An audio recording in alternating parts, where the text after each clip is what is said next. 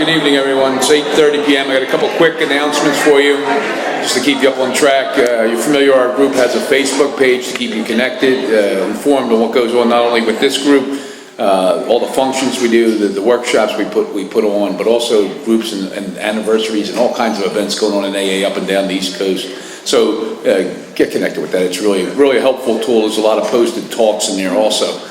We have a semi-special event, I would call, if you ever seen the movie My Name's Bill W. We have the writer, producer, and director of that movie. He'll be speaking here on the 23rd, I believe that is, which is a week or two from now. He's also speaking at the Dr. Bob Benefit Dinner, which is taking place down in Bensalem the Friday night before. There might be a couple tickets down there. That's pretty eventful, you know, if you ever get to go there too. What else do we have to cover tonight? You know, be mindful that there is a lot of a cost and there's a lot of moving parts with this meeting. You know, you guys support this group very well. We're able to give a lot of services to people, a lot of food, a lot of workshops, we give away a lot of big books, free CDs. So see us after me. We've got 1,000 free CDs. We'll give them to you and pass them on to other people, because we believe that through this message, we search for a consistent message of hope and recovery at this group, and we hope to find that and pass that along to everybody. So somebody that's sitting somewhere in AA that maybe just closed or didn't hear anything, sometimes those CDs change their lives. So that's why we feel that's really important. Anyway, Daryl's going to come up here and share this. Please be mindful that we can't smoke anywhere on the church property. That's the only thing they truly ask us to do. Be mindful of that. Be respectful of the church. They give us the use of this $10 million facility, a bunch of alcoholics, which is pretty ridiculous. One up down.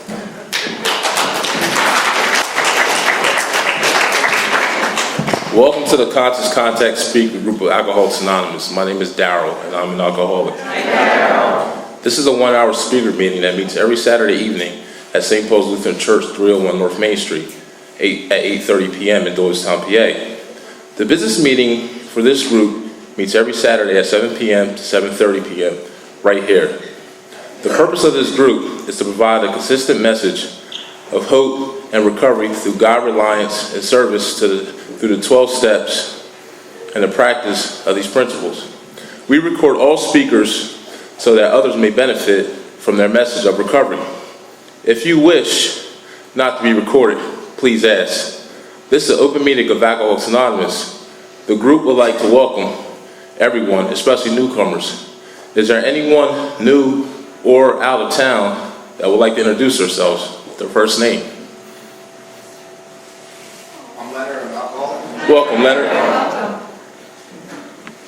Okay, I'm alcoholic. Welcome. Mark, I'm alcoholic. Welcome, Mark. Welcome. Welcome. Yes. Welcome. Welcome. Is there anyone else? All right. The Conscious Contact Speaker Group encourages sponsorship. Would anyone with working knowledge of the 12 steps and is willing to sponsor, please raise your hands. Everyone, please look around. Thank you for your service. Are there any announcements for the good of AA? All right. We have meeting lists and big books on easy terms. Please see me or any home group member after the meeting. If you cannot afford a big book, the Conscious Contact Speaker Group will give you one at no charge. Anyone willing to make donations for the purchase of big books and CDs to help those who cannot afford them, and can put donations in the jar on the table back there or in the back. If you would like a CD of any speaker, past or present, please see me or Ron before or after the meeting. They are free of charge. I've asked Donna to come up here and read the preamble.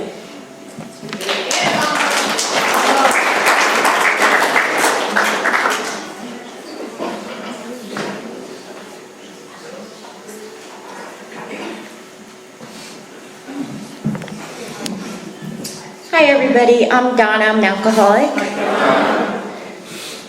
Okay, AA Preamble. Alcoholics Anonymous is a fellowship of men and women who share their experience, strength, and hope with each other, that they may solve their common problem and help others to recover from alcoholism. The only requirement for membership is a desire to stop drinking. There are no dues or fees for AA membership. We are self-supporting through our own contributions. AA is not allied with any sect, denomination, politics, organization, or institution.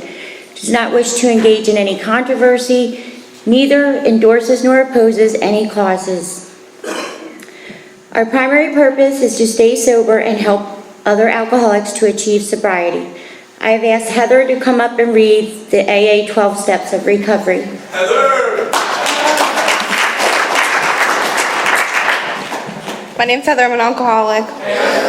12 steps. 1, we admitted we were powerless over alcohol, that our lives had become unmanageable.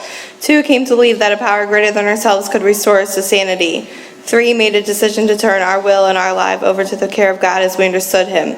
4, made a searching and fearless moral inventory of ourselves. 5, admitted to God, to ourselves, and to another human being the exact nature of our wrongs.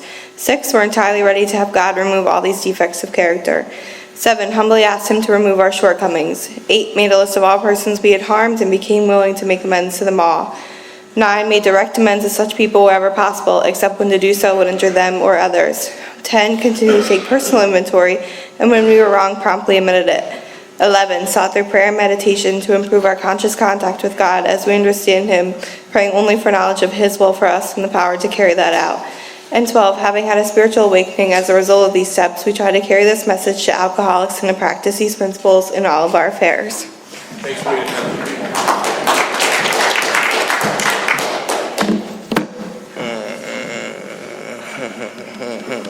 The seventh tradition states that every AA group ought to be fully self-supporting, declining outside contributions. At this time, I would like to pass the basket. We have no dues or fees, but we have expenses. This group provides many services. Your donations cover rent, big books, CDs, events, workshops, etc. There's absolutely no smoking on church property. Please take a moment to silence all cell phones and limit movement during the meeting. Now I introduce the speaker, Peter H., a good friend of the Conscious Contact Group from Somerville, New Jersey.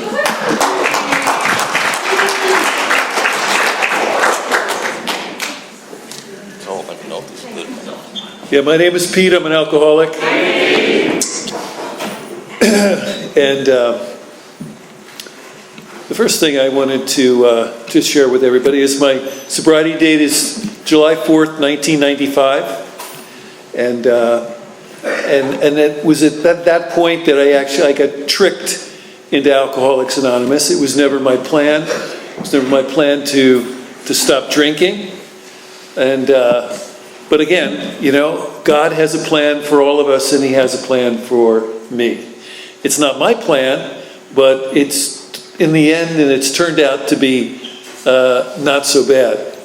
So I also want to just say that whenever I'm asked to speak at a meeting of Alcoholics Anonymous, it's an honor, and I want you all to know that I look at it and I feel that way about the opportunity to come up here and represent our program, represent the people in my life, and represent all of you, and share my experience, my strength, and my hope in terms of what it was like, what happened, and what it's like today. And I'll do my best to articulate that and share that with you with my usual gusto and enthusiasm for this program, which has absolutely saved my life, given me the life I have today, because I know deep down inside of me in my soul that I couldn't possibly have the life I have today if it wasn't for all of you and everything that you've given to me, everything that's come back to me. So I really have to connect, and I really want to connect with everybody in the room, and I think that's important, that we're all here for the same reason. We want to be inspired. We want inspiration in terms of taking what we hear in meetings and get something to run with, and something that I can take with me, that I can put into my program, or re-energize my program and double my efforts in terms of whatever my journey is. And from the get-go, from absolutely ground zero for me, Alcoholics Anonymous is a spiritual program 100%, provided I want to live a spiritual life. And so a lot of people come into Alcoholics Anonymous. We all have different experiences. Some of us take the steps and put them in our life. Some of us don't. Some of us don't drink for the rest of our life and stay sober. And they do that, and we do it in our own way. We all have our own version, our own interpretation of our relationship with our higher power. And if we asked everybody in the room what was their conception of God, we'd probably get a different answer from everybody. And that's the beautiful thing about this program, and it's so amazing that it's not a religious program. It is a spiritually based program, spiritual recovery, if I choose to take that road. And I can find a power greater than myself. No one can tell me what it is. Nobody can take it away from me. It's beautiful. Well, it's nice to have an awakening in your life that kind of can be shaped the way I just explained that to some degree. But in my earliest recollection, I romanced alcohol from the time I can remember, like being in 5th grade or 6th grade. I started romancing it. My parents would have parties with their cousins, with my aunts and my uncles, and it'd all be over, and they're just having a great time, and it's a big blowout for them. I mean, I remember my mom doing the twist, with her brother in the living room. And I mean, seriously, the twist. I mean, if you can get with that. And so really that's dated. That is like in the 60s. And alcohol is what fueled those parties. And alcoholism is in our family. We have a family tree of alcoholism. My mom, I got 2 sisters in this program. I have a grandfather. And then if I want to look underneath the covers, there's probably a whole bunch more. But that's what goes along with, I guess, the Irish Catholic lineage, and 6 kids in the house, and a lot of insanity.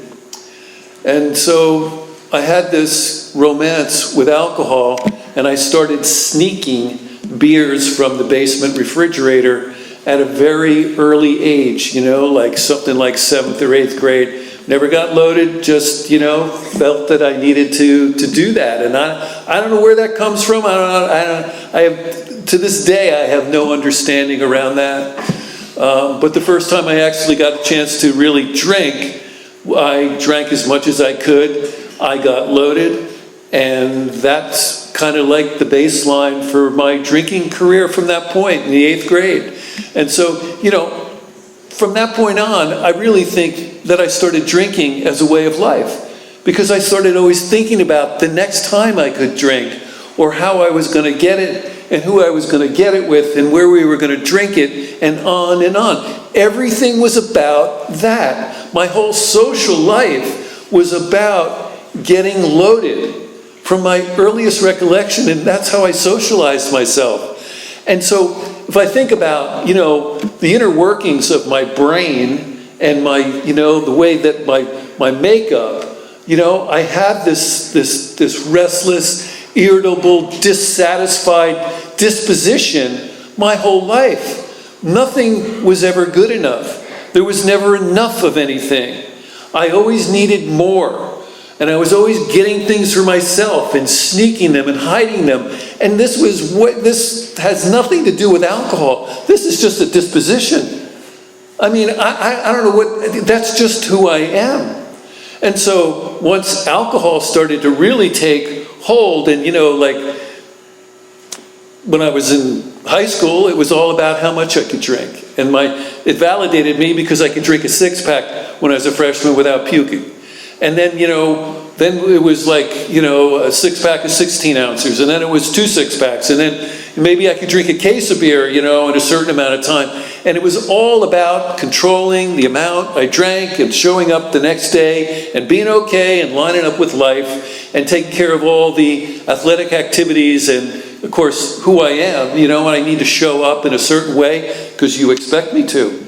And what would you think? And I need to look this way, and people expect this. I need to have certain things line up in my life. And I look back at myself as a kid, and this is the way I thought, this is the way I felt. And if you really look at that, there's you're kind of living a living kind of prison. I'm a prisoner to the bondage of myself.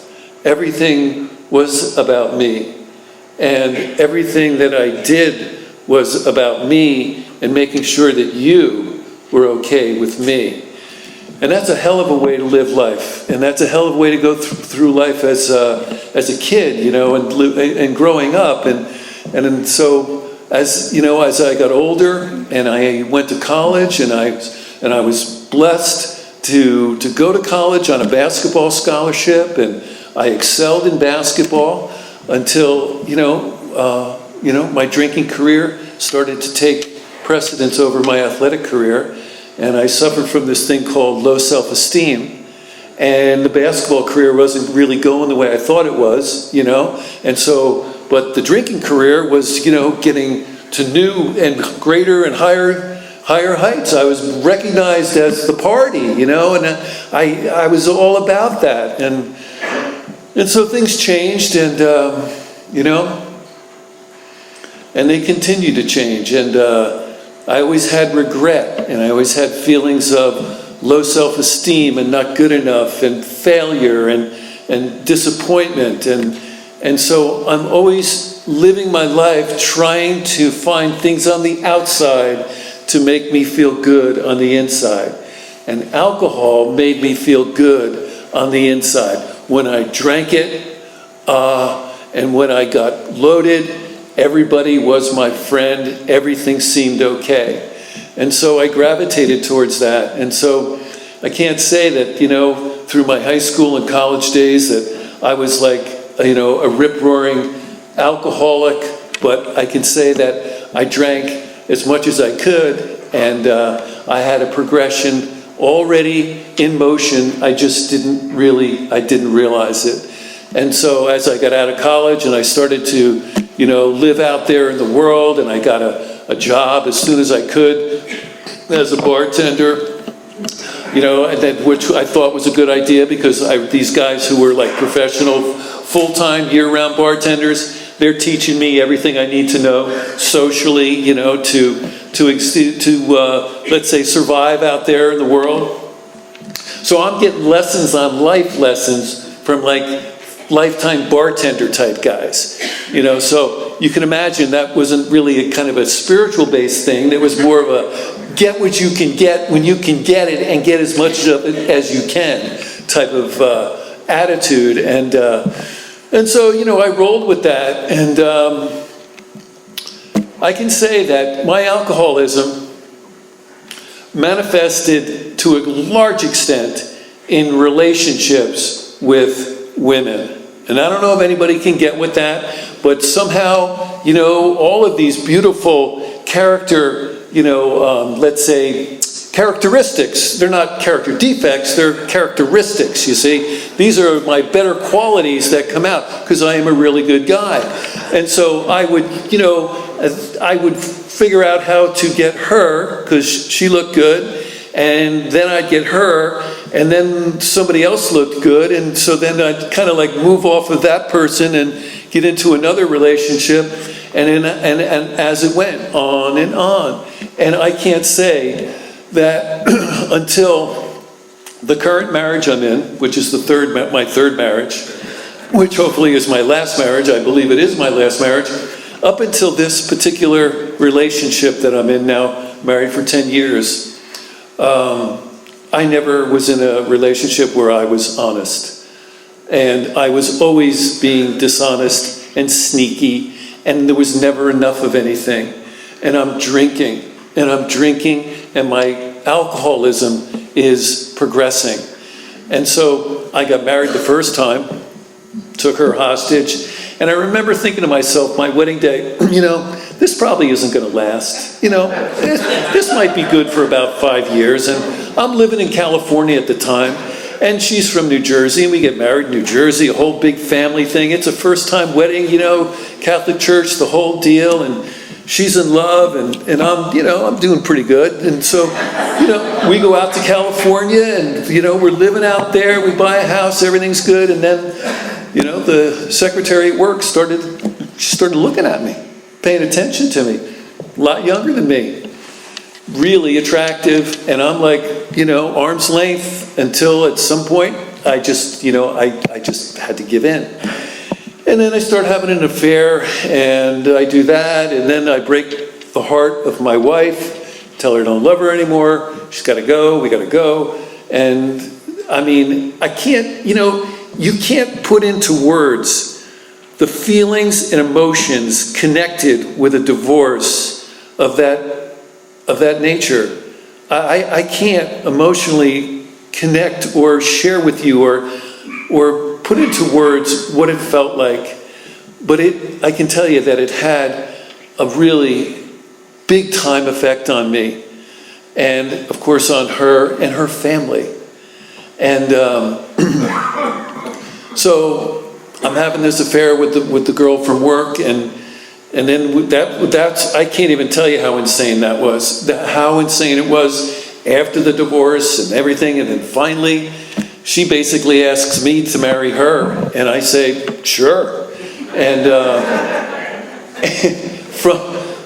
so this is interesting. She gives me these kind of ground rules for the things that I'm not going to do at our wedding reception. And I'm like, okay, I think I can do that. And then that's exactly what I did. I did everything. I did this, that, and the other, and I got caught on my wedding night, like being completely dishonest, sneaky, manipulative, and doing what I thought I wanted to do because I wanted to have like the big time, good time. And we basically like slept on opposite sides of the bed the very first night that we were married. And so, that marriage didn't do too well. And, I can't tell you that my alcoholism progressed in that marriage.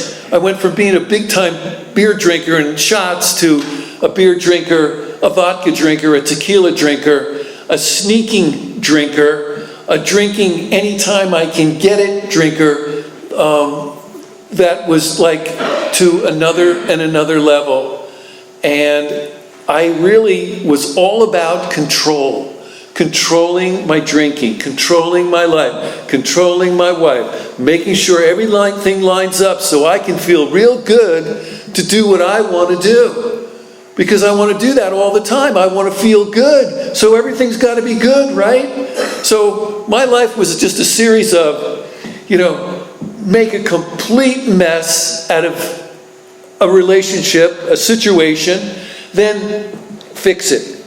Break it, fix it. Break it, fix it. That's how I'm spending my life in a relationship, and I think everything's okay. And she's telling me, you got to be more loving, you got to be more understanding, you got to be more, serene. You can't, your temper's out of control, and your behavior's in this, and I'm like, okay, yeah, I can do that.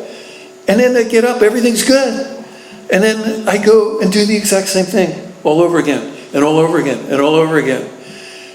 And I don't even have time, because this isn't necessarily about my second marriage, but it's important.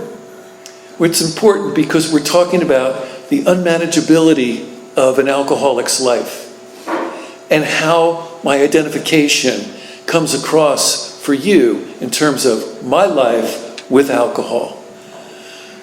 I have no choice. I've lost the choice in drink. And I don't understand that the alcohol is part of the behavioral problem and that they're interconnected, and that I've got a mental, physical, and spiritual disease. I have no idea. I am a cool, really nice guy. My friends like me. When I had friends. at the end, I really was kind of like all alone. I know that sounds really surprising. You know, you wouldn't think that. How is that guy Pete up there? He was all alone. Believe me, I was all alone. So I come home on a Friday night from work, ready to, you know, have a big, usual, complete oblivion weekend, because my wife would drink too, and I would, you know, convince her, and I'm working it all the time, right? And she's packed and she's ready to go in the living room. I come in the front door. What's happening? Well, unbeknownst to me, she had gone out and seen some therapist person. And I guess they decided that she should leave. And I'm like, wait a minute, you know, like, we haven't talked about this. We got to talk about this. And she's like, talk about it. That's all we've been doing is talking about it for the last 2 years. I said, really? Really? I mean, come on, really? We're really like, we didn't really talk about it. Let's really talk about it. I'm really ready to talk about it. She's packed, man. She leaves. She left, and she never came back. She never came back. And I worked so hard for like a week or 10 days. I couldn't go to work. You know, I could go to the grocery store and get more alcohol, and you know, and figure things out, and make phone calls, and call her father and call her brother and call her if she'd just answer the damn phone.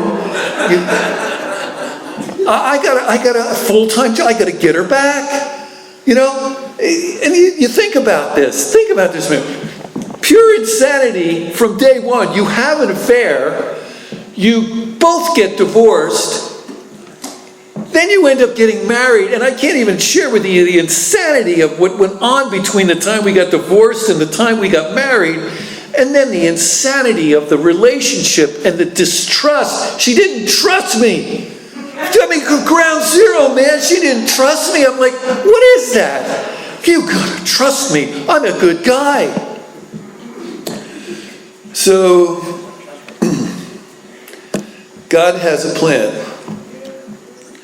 I pick up the phone, and I'm not sure whether this phone call I'll be crying, or whether I'll be angry, or whether I'll be, you know, appealing to the senses of the other person. It depends on the role that I need to play here, you see. I'm very flexible, depending on the situation. So, I call my buddy to tell him I can't go for the big golf weekend this year because Terry left, and you know, I can't be up there. What if she comes back while I'm gone? You know, I got to be here to manage things, and I can't go. And I just want you to know, Greg, I can't go. And by the way, I think I want to stop drinking. I don't know where that came from. Never said that before. Didn't have like some, you know, inspired, you know, contemplation around, maybe alcohol's the problem, or maybe I'm drinking too much, or there was none of that. I never wanted to mention I'm drinking too much, or maybe I'm drinking too much, or an alcoholic, whatever the hell that is. You know, I think I know what it is, but I don't know. So, because then I might have had to do something about it. And how can I do something about that I must have every day? This is my plight in life. I'm restless, irritable, and dissatisfied. I am miserable. And I've accepted it as my plight in life. I'm in this marriage, and I want out. And then when she leaves, I want her back. I gotta pull her back in. What? Because that's control. I'll decide when the marriage is over.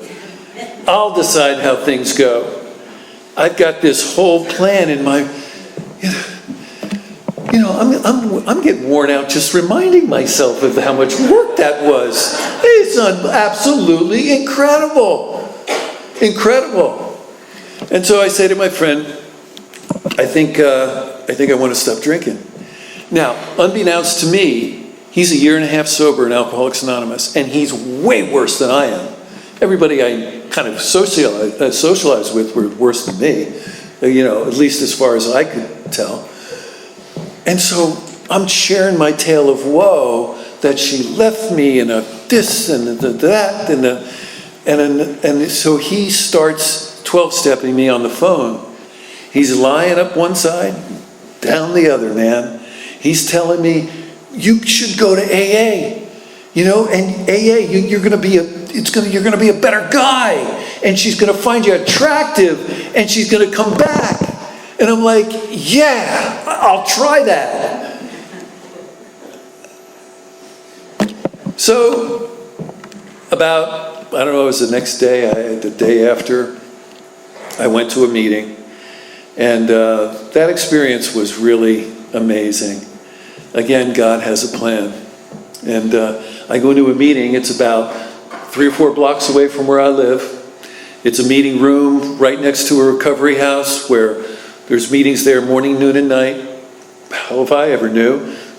And I go in there to that nighttime meeting, and it happens to be that particular meeting was a candlelight meeting. Maybe 20 people, 15, whatever, at a table, everybody seated around the table, and there's candles. And it's going around the room, and everybody's sharing it. It comes to me, and I identified as an alcoholic, and all I could do was cry. Cry, cry, cry in front of 17, 18, 19-year-old people. I'm 40 at the time. And believe me, I had a lot of hair. It's, And it was profound experience. After the meeting was over, they gave me this big blue book. They gave me their phone numbers. There's a meeting here in the morning at 7 o'clock. You got to come back for the meeting, And all these guys, these 18, 19-year-old guys, they're all around me. They're talking to me. They're talking to me about the big men's meeting on Tuesday nights.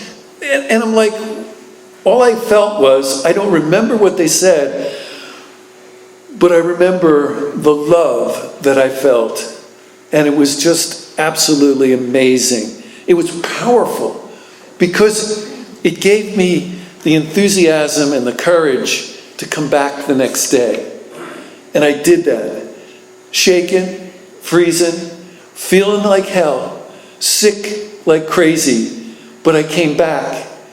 And then I came back again. And I have never stopped coming.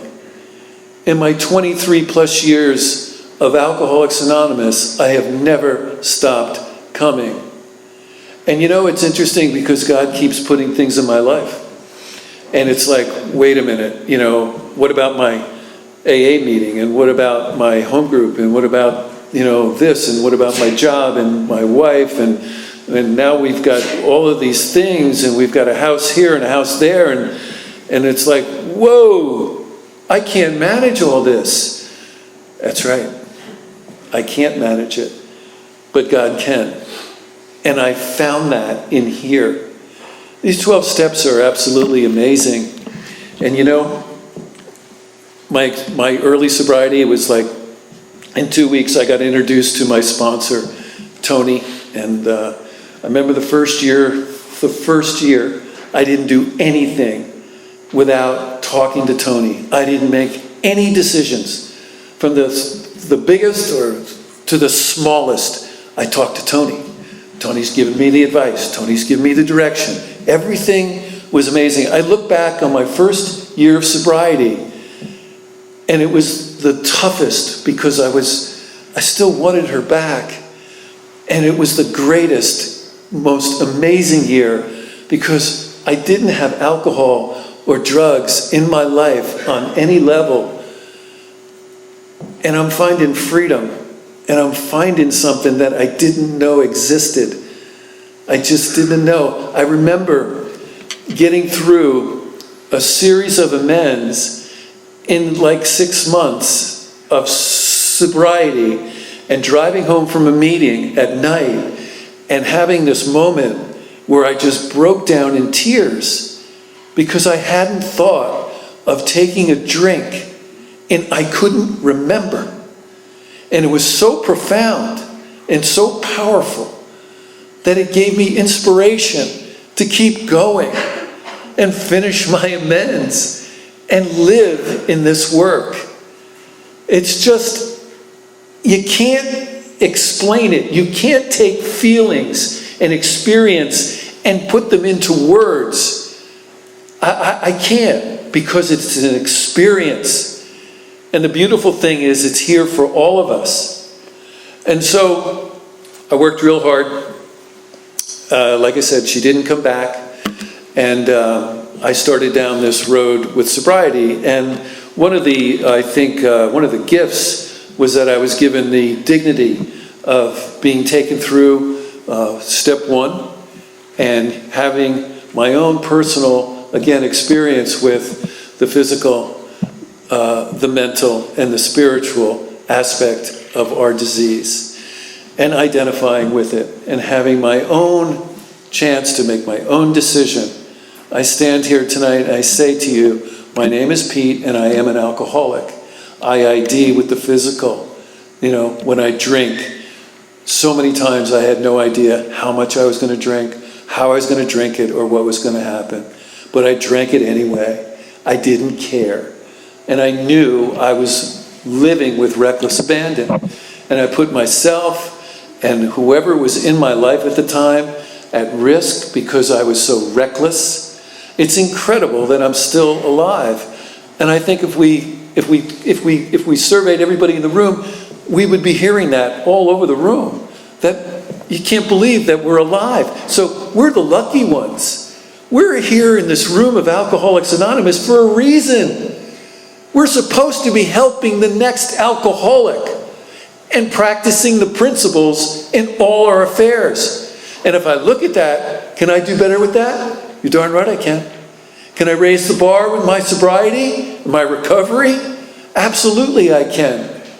Why aren't I doing that? How can I do that? Am I praying for that ideal every day? That God, give me a fresh opportunity to be of service and to help someone in this program. Because I know that when I'm saying that prayer, which is quite regular, I get opportunities. Things happen. The mental aspect of this, of my obsession for alcohol is real. I will compromise basically everything and anything to make it look the way I want it to look, when I want it, and how I want it.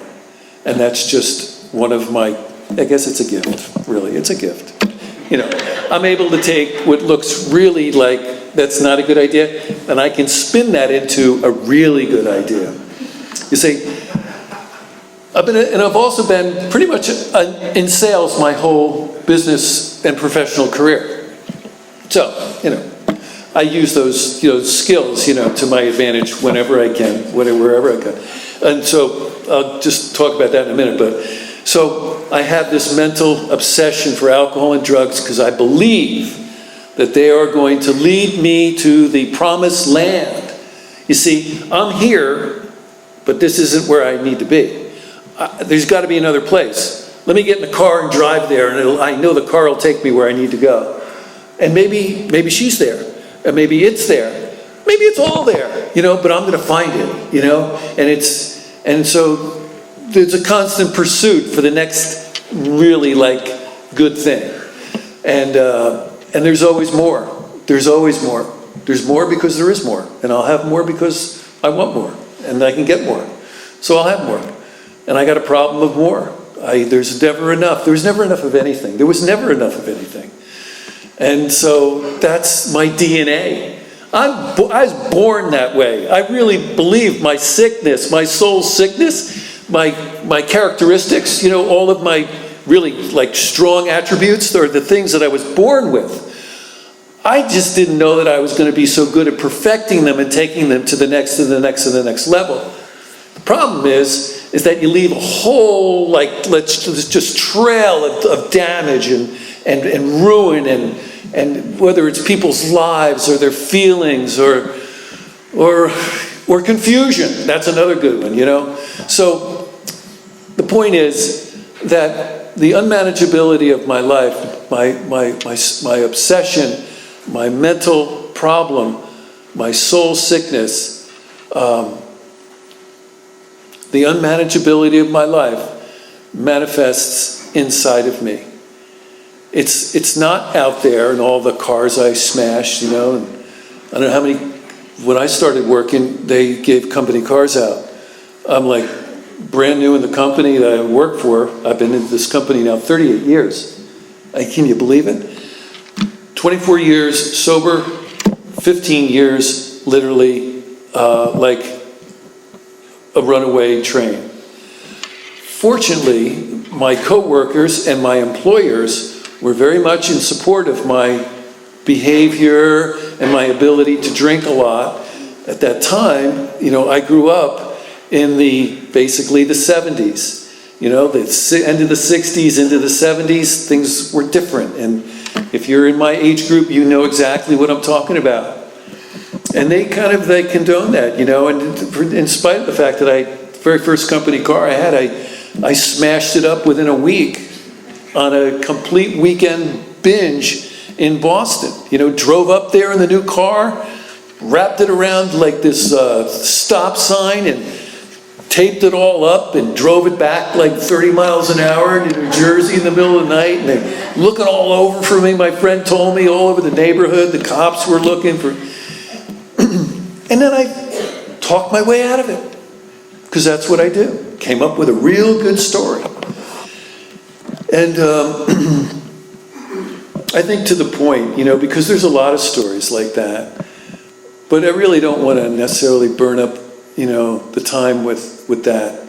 Because I really am more about talking about how I'm trying to live my life today and share that with you, and hopefully, you know, that resonates and there's a degree of inspiration around that, because I really believe that the power in this room and what's available to us in this program and through this program is really unlimited. It truly is unlimited.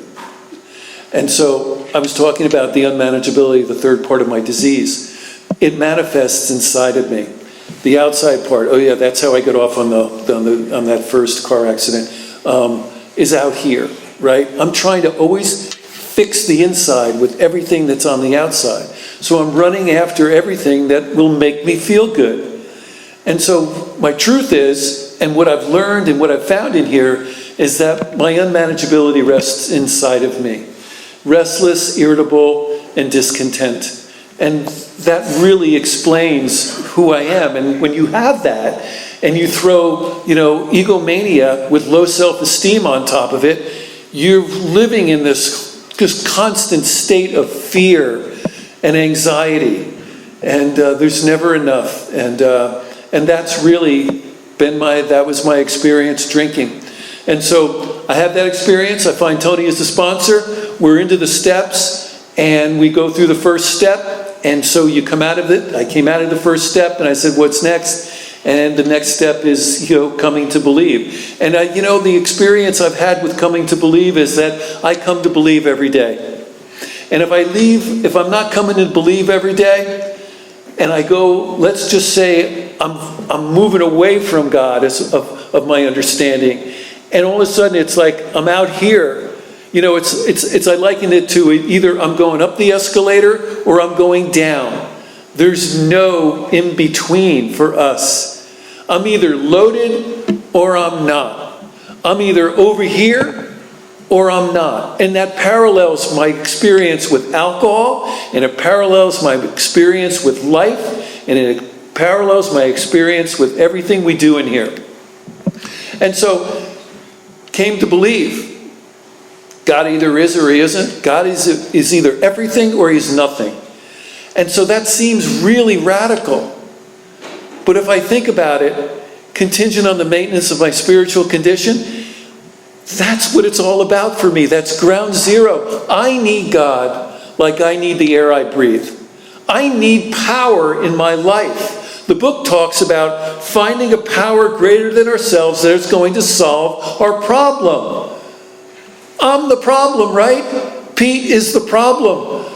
I know that now. I've learned that here. And so it starts there every day for me. And just because, you know, I did the second step, well, what's next? Second step for me is something that I do every day, every morning. And I do it in my own way. And the third step, make the decision, just make the decision to do the rest of the steps. And then go back and look at the third step, and it'll be completely different than it was when I started trying to look at it, and I'm like, coming to believe, and I'm making a decision, and it's like, it's overwhelming. But the point is, I need something. It's clear I have this problem, and it's spiritual, and it's mental, and it's physical. Why wouldn't I go after the steps with all my inspiration, with all my energy?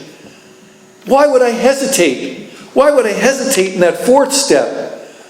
Or why would I hesitate? Now I've got to make a list of people that I've harmed? Man, I'm telling you, there's the road to freedom. That's the step, the ninth step.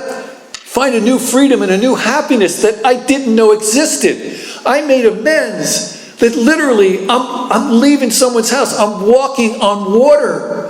It's incredible. It's incredible. If you haven't had that experience, I encourage you to do that.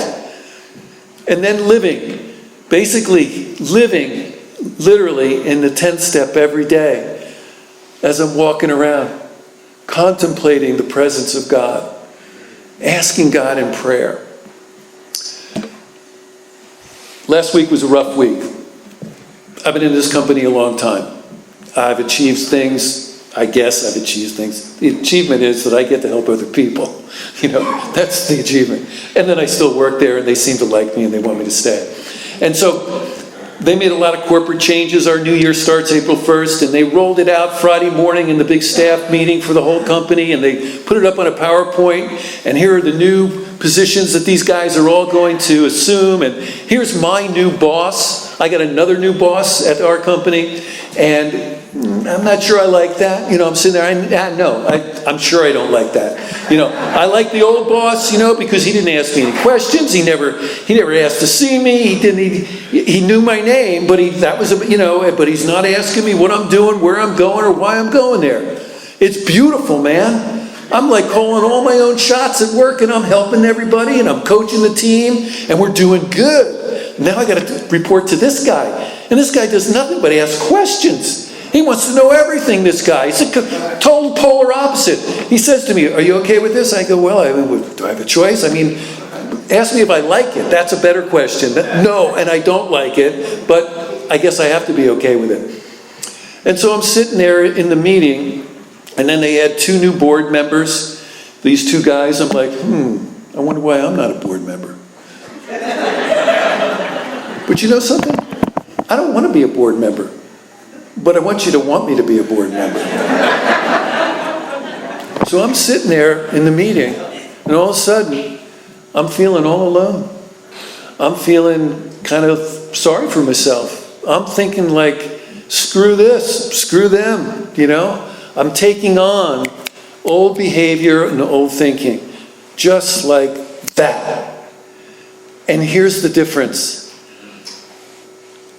I never knew how to deal with those feelings. I didn't know what to do with them. Drinking and going on a run and having a purpose in life, getting loaded, right? And doing it the right way, man. There's a purpose in life, and I'm having fun, and people think I'm cool, and I'm out there, I'm in the stream of life. I never knew how to deal with those feelings. But today, I sat there, and I took it to prayer, and I started praying for the people that taking their inventory. I'm judging them, I'm criticizing them, I'm condemning them, and whatever other adjective you want to use to describe it. I have this whole mental thing going on, and I just go into prayer. And what happened was, all of a sudden, unbeknownst to me, I didn't feel that way anymore. And all of a sudden, I'm engaged, and I'm listening, and I'm thinking, how can I contribute? And I sent them all a beautiful message congratulating them, and it was from my heart. It wasn't some kind of, grandstand play to get some kind of, make sure they're okay with me type thing. Nothing like that. And that's not me. I don't have the power to do that. Never did, never will. Power comes from a power greater than myself, a higher power. whatever it is for each and every one of us, our opportunity here is to enlarge and perfect it, to take it to another level, to find a relationship with it. Because I can't always call my sponsor, can't always go to a meeting. I'm out there in life. I'm sitting at home with my wife. She knows how to push my buttons and she's not even trying. You know, I told you that I'm in my third marriage for 10 years. So basically, I'm a good 13, 14 years, whatever, in sobriety, dating, old behaviors in the beginning and gradually changed. They really did. But I put a lot of work into that. I had a how I act with women ideal that I did every morning. How I act. And what I'm going to do today, I'm going to hold the elevator door for Betsy, who I typically wouldn't talk to if you paid me. And by doing that, literally for 2 years, for 2 straight years, my behavior and my thinking around women began to change. And all of a sudden, this woman who I married, who I had dated, but it wasn't right, all of a sudden, it became right. And it's just an experience that I've had that I wouldn't have had if I didn't have this. And so today, you know, my point was that I was out there single. I was doing pretty good, okay? My spiritual program in Alcoholics Anonymous was going pretty good. I was doing all right. You want to check your spiritual condition? Get married. Nothing will test my spiritual condition like being married, like really being married, meaning like I have to show up. I can't just like crawl underneath the bed like when it's not going well. I have to be there, and I got to have the right attitude. My wife has like a zero tolerance for my, behavioral skills. The things that I perfected over time. It's just, there's just no tolerance for that, which I don't quite understand. Is it that bad? Am I that bad?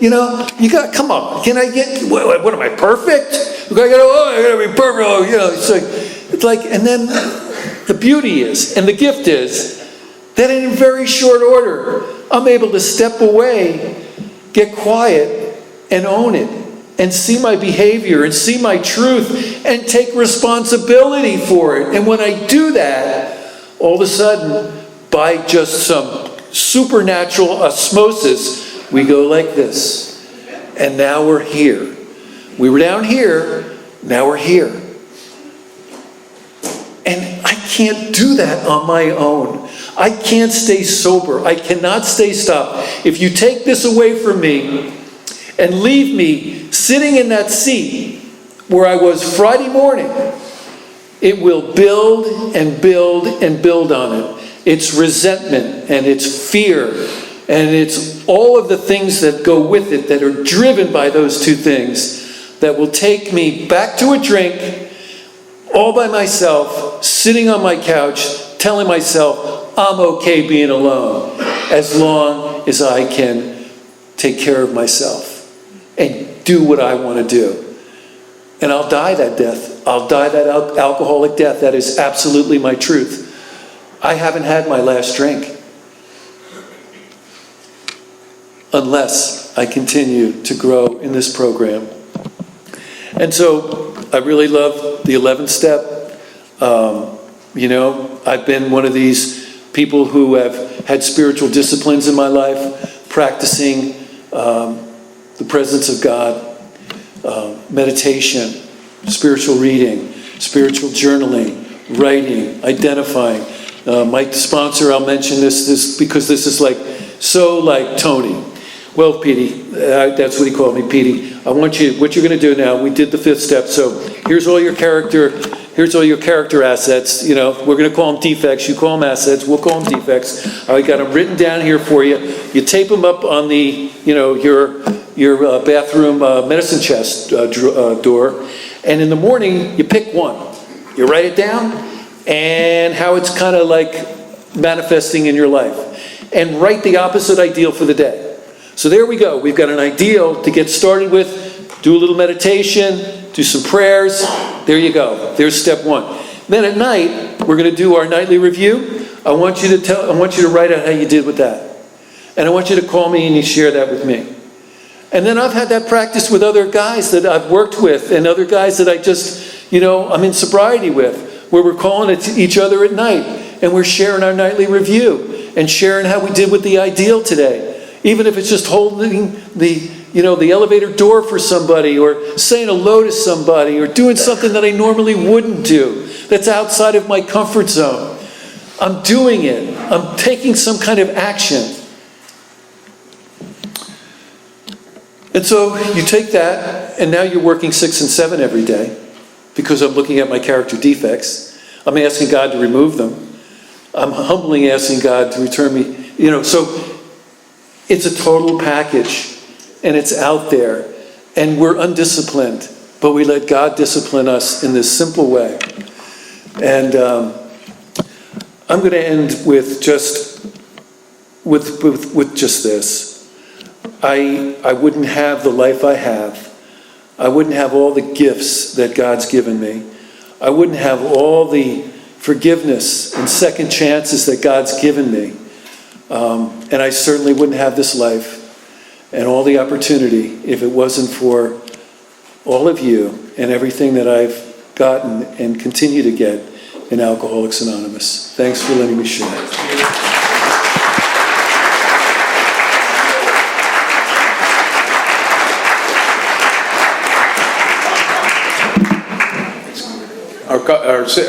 Our speakers come at their own time and expense. It's customary for us to form a line and thank them formally at the end. It means a lot to them. They do that all at their own time and expense. Next week we have Michael G. coming out from New York. The New York guys always bring a powerful New York presence and are always entertaining to listen to. On top of that, and again, let's thank Pete one more time. Thank you so much.